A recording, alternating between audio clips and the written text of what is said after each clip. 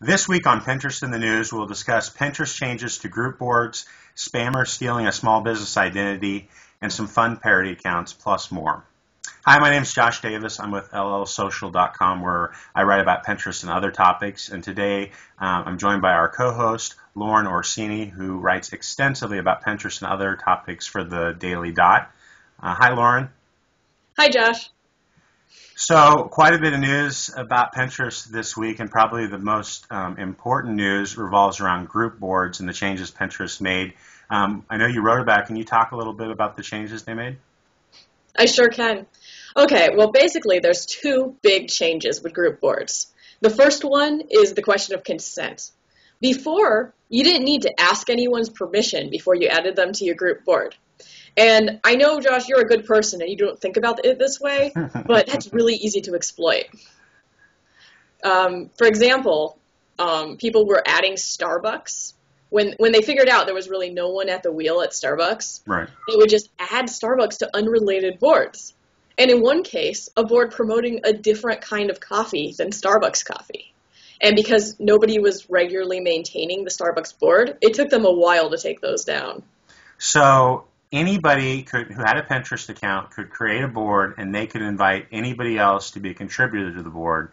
And the big issue was, just by inviting people, that board showed up on the person who was invited. There was no approval whatsoever.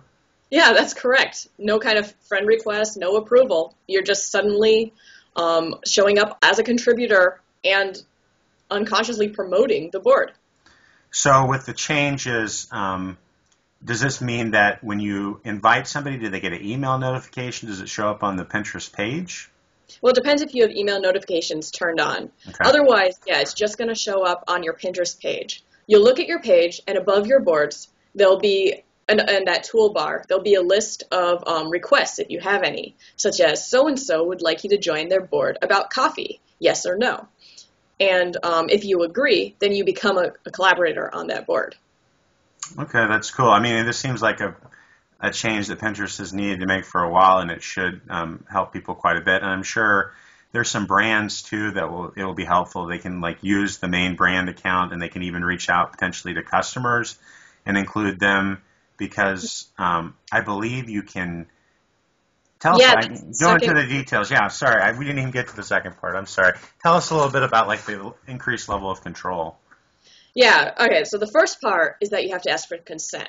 And the second part is that if you own a group board, if you created it, you now have control over who gets to contribute to that board. If you want to add people, I mean, that's your prerogative, but now you can also delete people if they're misbehaving or spamming or otherwise harming the board. Okay, that makes sense. So if people want to, they create a board, then they can go to the board and they can invite people. If those people accept, then it'll show up on the person who created the board, and then all of the collaborators, it will also show up on their Pinterest page. Is that right? That's correct. Cool. Well, I think it's going to be useful, and I think it increases the collaboration aspect, and I think individual people are going to like it, and brands too, so it's definitely a great development. Yeah, I think it'll be fantastic for brands, because now they can invite customers to contribute to their boards, and it's not as risky.